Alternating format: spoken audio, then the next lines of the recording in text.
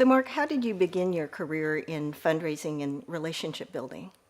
Sure, Connie. It all started for me about 34 years ago when I went off to college. I had decided to go to Albion College in Michigan because it had the Gerald Ford Institute for Public Service, and I really wanted to spend my life devoted to public service. So between my parents, scholarships, and my own contributions, we had enough to cover tuition, room, and board, but all the expenses at school, I was told, were my own. So, like any college freshman, I went off to the college job fair and went to the table where they had free food and balloons. And that, of course, was working in food service. After about 2 weeks in the dish room, I decided to go back to the college employment office, hopefully a little smarter. And I said, "What's the highest paying job on campus?" And they said, "It's the student phone-a-thon, calling alumni and parents for support of the college. Do you think you can do that?"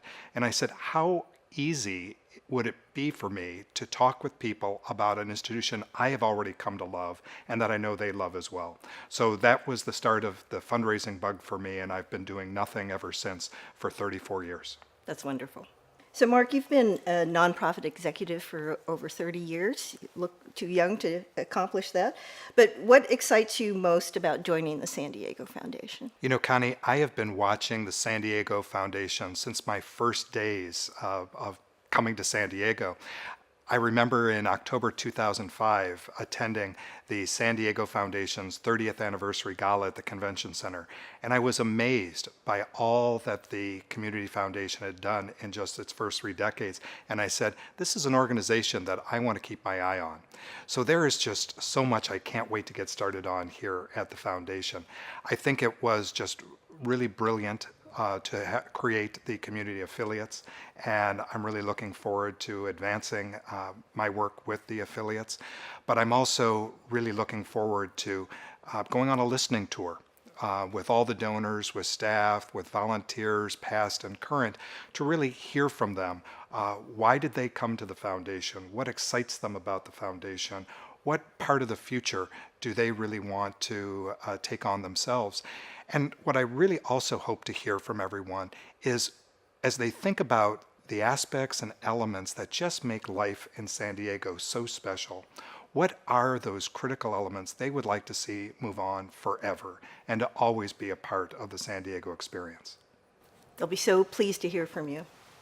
So, Mark, how do you see the philanthropic world changing, and where do you see the San Diego Foundation fitting into that picture? You know, there have been a lot of articles in popular press today talking about artificial intelligence taking over fundraising, millennials being so different than the generations who've come before them, and that impact investing is really going to take over all that we do. But when I think about building relationships and where nonprofits have been and where they're always going to be, is there's two rules that I remember. First and foremost, the number one reason anybody makes a gift to any organization is because they have a relationship to that organization. And the number two rule why anyone would make a gift is that they've been asked. And robots aren't going to be able to do that. People give to people. And so I see that being the bedrock of what we're going to be doing as we move forward with the San Diego Foundation. Again, I want to go back to the community affiliates.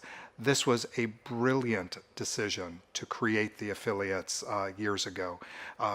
The affiliates are very much like giving circles, as they're called categorically in the United States. And last year, $1.8 billion was given through giving circles, and all prognosticators say that there's going to be much more of this happening in the future. And I'm really excited to bolster our affiliates and then to take a look at, are there new affiliate organizations that we should look to start? So I just can't wait to get started, and this is going to be a really exciting time. Thanks for your enthusiasm. So, who inspires you? You know, I draw inspiration from a lot of people, but I think as I move forward in this new opportunity with the San Diego Foundation, there's really four who come top of mind to me. First, of course, is my mother, who she taught me to always shoot for the stars, to be resilient whenever anything brings you down, and also to never take yourself too seriously. One person who I always draw upon, who I consider to be the first lady of philanthropy, is Maya Angelou, for just one quotation that she left behind for all of us. And that is, people will forget what you tell them, they will forget what you do for them, but they'll never ever forget how you make them feel. It is the only quotation that is on my bulletin board. And whenever a staff member might come to my office and say, I'm having a problem with so-and-so or with this individual, I just simply say to them, what would Maya tell you to do? Because what we want to do is make sure people always feel good about their relationship with the San Diego Foundation. A brilliant woman in nonprofit world is Simone Joyaux. And years ago, Simone taught me that donors give to and through your organization to realize their hopes, dreams, and aspirations. And so what that quotation from Simone teaches me is that it's never about us. It's never about the organization. It's always about the donors and what they hope to realize and make possible. And finally, the fellow who just gives me inspiration every single day with his ordinary and everyday accomplishments is Bob Wilson. Bob is a great friend of the San Diego Zoo. I know he's a great friend of the foundation, and particularly the Escondido Foundation. He is one of the most joyous and generous men that I know, and I think he's going to live well beyond his 90 years, and we're going to see many more birthdays with Bob because he has that just wonderful, joyful, giving spirit. And those are just a sampling of some of the people who help me stay true to what I need to do and as a nonprofit leader. Mark, to help people get to know you, would you mind describing your leadership style? Sure. I like to keep my leadership style pretty simple. And so I draw upon three great individuals whose readings have influenced all that I do. And if people read these books or if they come to know these individuals and what they have written, they're going to know me very easily. And so the first is Ken Blanchard, who of course is here in San Diego and is 1 Minute Manager. And I really am very much attached to his setting goals, praising in public, and punishing in private. And I do very little punishing, but that's a key to what I do. The second is, of course, Stephen Covey's 7 Habits of Highly Effective People. And, I focus on making a win-win opportunity every single time, always putting first things first, making sure that I understand people before I ever expect to be understood, and then finally, always sharpening my saw. The third text and author that I draw upon significantly is Robert Greenleaf and his servant leadership. And what I take from that and how people will come to know me in this capacity is I see myself at the very bottom of an organizational hierarchy, and my position is to lift up everyone else and to support them in the work that they do. Mark, what do you like to do outside of work? Well, when you work for a nonprofit organization, Connie, there's not much time outside of work. I know what you're saying, yes. So whatever precious time I have, people will often see me in San Diego walking my dogs on either Harbor Island or Shelter Island. My 2 dogs, Emma and Barkley, are respectively the queen of Shelter Island and its prince. And so we're often circumnavigating those 2 special places. I'm also a season ticket holder with a group for the Padres.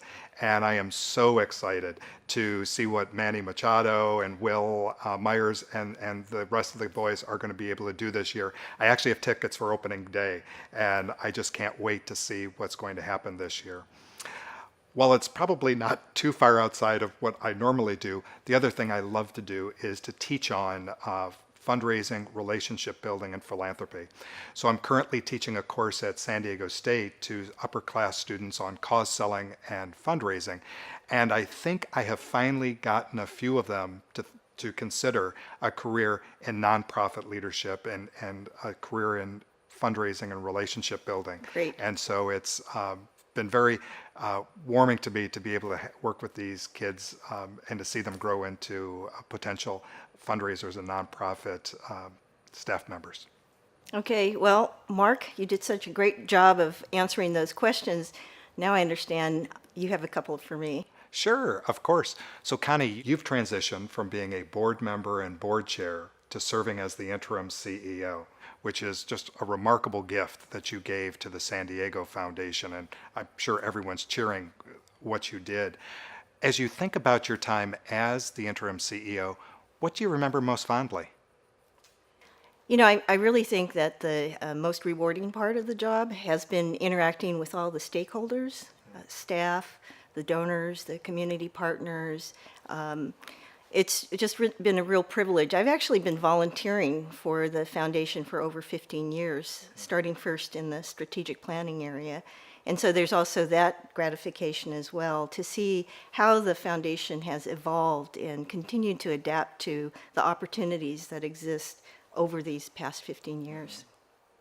And what advice would you give me as I begin this role in just 55 days? Well, first of all, take a good time off so that you can come into the role refreshed and charged up. Based on the answers to the earlier questions, be yourself. I did advise the staff when I was talking about your coming on board. I said to them that something else I've learned about the foundation is that they truly are a family, and to welcome you as a member of the family with an open mind and an open heart. So I know they'll be doing that.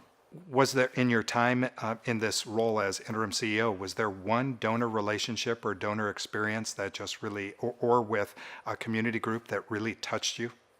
Well, again, I've had the privilege of seeing a lot of that, but from the board side, I would have to say it's the cumulative experience that's been most precious and something I'll really think of fondly. So Connie, thank you so much for your generous spirit and the time that you have already committed to help me transition to be at the San Diego Foundation. I'm really grateful for all that you've done and look forward to working with you in the future. Thank you, Mark. I can't tell you how excited everyone is to have you on board. The response to the announcement has been just consistently positive and enthusiastic. So we can't wait to have you on board. Thanks so much.